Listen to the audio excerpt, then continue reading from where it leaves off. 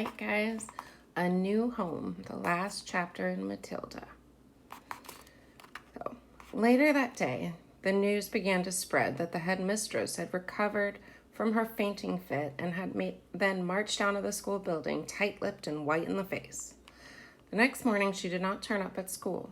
At lunchtime, Mr. Trilby, the deputy head, telephoned her house to inquire if she was feeling unwell. There was no answer to the phone. When school was over, Mr. Trilby decided to investigate further, so he walked to the house where Miss Trunchbull lived on the edge of the village. The lovely small red brick Georgian building known as the Red House, tucked away in the woods behind the hills. He rang the bell. No answer. He knocked loudly. No answer. He called out, "Is anybody at home?" No answer. He tried the door and to his surprise found it unlocked. He went in. The house was silent and there was no one in it, and yet all the furniture was still in place. Mr. Trilby went upstairs to the main bedroom. Here also everything seemed to be normal until he started opening drawers and looking into cupboards. There were no clothes or underclothes or shoes anywhere. They had all gone. "She's done a bunk," Mr. Trilby said to himself, and he went away to inform the school governors that the headmistress had apparently vanished. On the second morning, Miss Honey received by registered post a letter from the firm of local solicitors informing her that the last will and testament of her late father, Dr. Honey, had suddenly and mysteriously turned up. This document revealed that ever since her father's death, Miss Honey had in fact been the rightful owner of the property on the edge of the village known as the Red House, which until recently had been occupied by Miss Agatha Trunchbull. The will also showed that her father's lifetime savings, which fortunately were still safely in the bank, had also been left to her. The solicitor's letter added that if Miss Honey would kindly call in to the office as soon as possible, then the property and the money could be transferred into her name very rapidly. That means quickly. Miss Honey did just that, and within a couple of weeks she had moved to the Red House, the very place in which she had been brought up, and where luckily all the family furniture and pictures were still around. From then on, Matilda was a welcome visitor to the Red House every single evening after school, and a very close friendship began to develop between the teacher and the small child. Back at the school, great changes were also taking place. As soon as it became clear that Miss Trunchbull had completely disappeared from the scene, the excellent Mr. Trilby was appointed head teacher in her place. And very soon after that, Matilda was moved up into the top form, where Miss Plimsoll quickly discovered that the amazing child was every bit as bright as Miss Honey had said. One evening, a few weeks later, Matilda was having tea with Miss Honey in the kitchen of the Red House after school, as she always did, when Matilda said suddenly, "Something strange has happened to me, Miss Honey." "Tell me about it," Miss Honey said. "This morning," Matilda said, "just for fun, I tried to push something over with my eyes and I couldn't do it. Nothing moved. I didn't even feel the hotness building up behind my eyeballs. The power had gone. I think I've lost it completely." Miss Honey carefully buttered a slice of brown bread and put a little strawberry jam on it. "I've been expecting something like that to happen," she said. "You have? Why?" Matilda asked. "Well," Miss Honey said, "it's only a guess, but here's what I think. While you were in my class, you had nothing to do, nothing to make you struggle. Your fairly enormous brain was going crazy with frustration. It was bubbling and boiling away like mad inside your head. There was tremendous energy bottled up in there with nowhere to go, and somehow or other you were able to shoot that energy out through your eyes and make objects move. But now things are different. You are in the top form competing against children more than twice your age, and all that mental energy is being used up in class.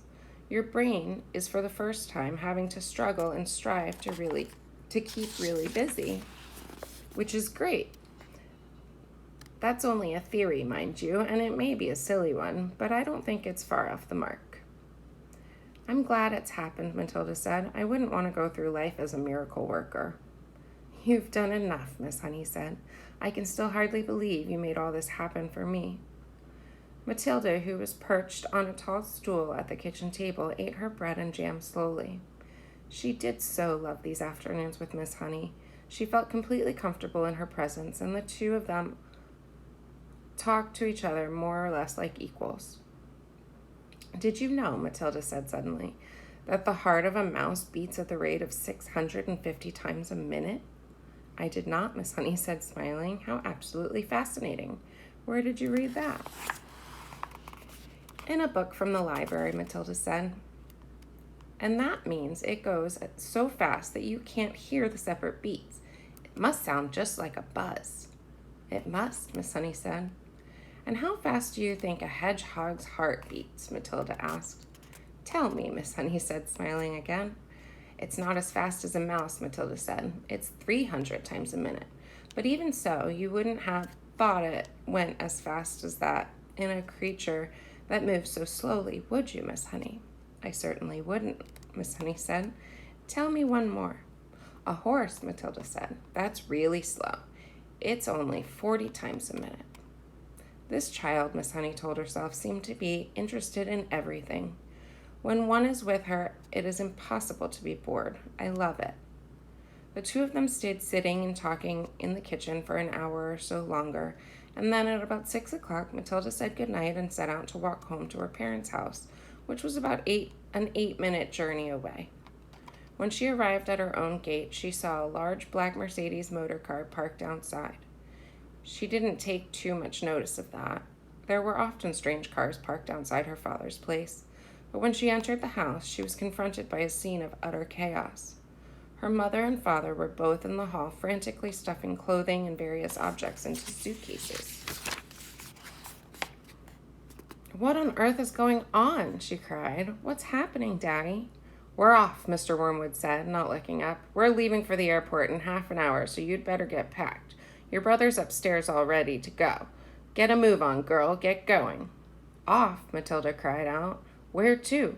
Spain, the father said. It's a better climate than this lousy country. Spain? Matilda cried. I don't want to go to Spain. I love it here, and I love my school. Just do as you're told and stop arguing, the father snapped. I've got enough troubles without messing about with you. But Daddy, Matilda said. Be quiet, the father shouted. We're leaving in 30 minutes. I'm not missing that plane. But how long for, Daddy? Matilda cried. When are we coming back? We aren't, the father said. Now beat it. I'm busy. Matilda turned away from him and walked out through the open front door. As soon as she was on the road, she began to run.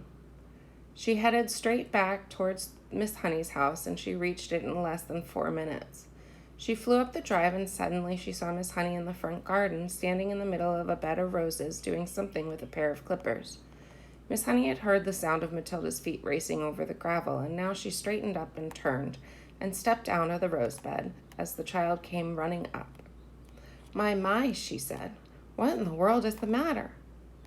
Matilda stood before her, panting, out of breath, her small face flushed crimson all over. We're leaving, she cried. They've all gone mad, and they're filling their suitcases, and they're leaving for Spain in about 30 minutes. Who is? Miss Honey asked quietly. Mommy and Daddy and my brother Mike, and they say I've got to go with them. You mean for a holiday? Miss Honey asked. Forever, Matilda cried. Daddy said we were never coming back. There was a brief silence. Then Miss Honey said, Actually, I'm not very surprised. You mean you knew they were going? Matilda cried. Why didn't you tell me? No, darling, Miss Honey said. I did not know they were going, but the news still doesn't surprise me. Why? Matilda cried. Please tell me why. She was still out of breath from running and from the shock of it all. Because your father, Miss Honey said, is in with a bunch of crooks. Everyone in the village knows that. My guess is that he's a receiver of stolen cars from all over the country. He's in it deep. Matilda stared at her open mouth. Miss Honey went on. People brought stolen cars to your father's workshop where he changed the number plates and resprayed the bodies a different color and all the rest of it. And now somebody's probably tipped him off that the police are on to him, and he's doing what they all do, running off to Spain where they can't get him. He'll have been sending his money out there for years, all ready and waiting for him to arrive. They were standing on the lawn in the front of the lovely red brick house, and its weathered old red tiles and its tall chimneys, and Miss Honey still had a pair of garden clippers in one hand. It was a warm golden evening, and a blackbird was singing somewhere nearby.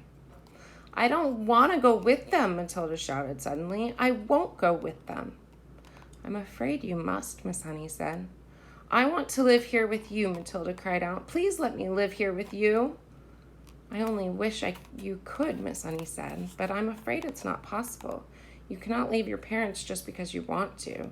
They have a right to take you with them." "But what if they agreed?" Matilda cried eagerly. "What if they said, 'Yes, I can stay with you'? Would you let me stay with you then?" Miss Honey said softly, "Yes, that would be heaven." "Well, I think they might," Matilda cried. "I honestly think they might. They don't actually care two pence about me." "Not so fast," Miss Honey said.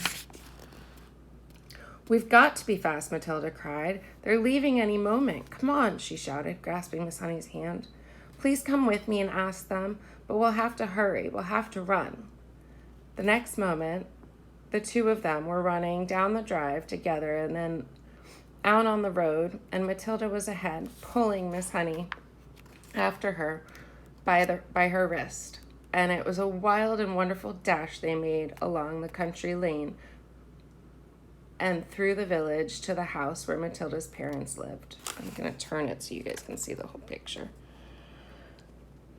The big black Mercedes was still outside, and now its boot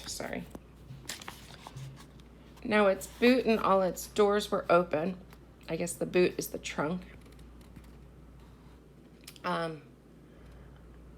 Were all open, and Mr. and Mrs. Wormwood and the brother were scurrying around like ants,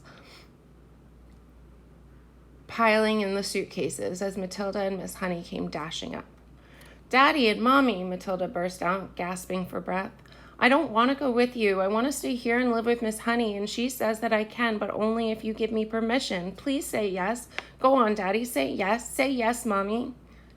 The father turned and looked at Miss Honey. "You're that teacher woman who once came here to see me, aren't you?" he said. And then he went back to stowing the suitcases into the car. His wife said to him, "This one'll have to go on the back seat. There's no more room in the boot." "I would love to have Matilda," Miss Honey said. "I would look after her with loving care, Mr. Wormwood, and I would pay for everything. She wouldn't cost you a penny. But it was not my idea, it was Matilda's, and I will not agree to take her without your full and willing consent." "Come on, Harry," the mother said, pushing a suitcase into the back seat. "Why don't we let her go if that's what she wants? It'll be one less to look after." "I'm in a hurry," the father said. "I've got a plane to catch. If she wants to stay, let her stay. I'm fine. It's fine with me." Matilda leapt into Miss Honey's arms and hugged her, and Miss Honey hugged her back. And then the mother and father and brother were inside the car, and the car was pulling away with the tires screaming. The brother gave a wave through the rear window, but the other two didn't even look back. Miss Honey was still hugging the tiny girl in her arms, and neither of them said a word as they stood there watching the big black car tearing around the corner at the end of the road and disappearing forever into the distance.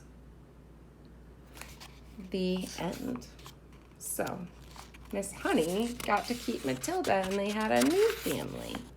And then at the back of these books, there's like a timeline of Roald Dahl and things about him as the author. I thought that was pretty cool. And then there's even like a gobblefunk, I'm not sure what this is, like a glossary of some kind. I don't remember some of these words though, but it's kind of interesting. So, he even gives you writing tips. That's pretty cool. So here's the deal. We are going to either read Charlie and the Chocolate Factory, or Who Was Roald Dahl? I'm even tempted to maybe do both, but we'll see how it goes. So, make sure I have your vote by tomorrow morning so I know what to read tomorrow night. Enjoy, guys. Happy learning.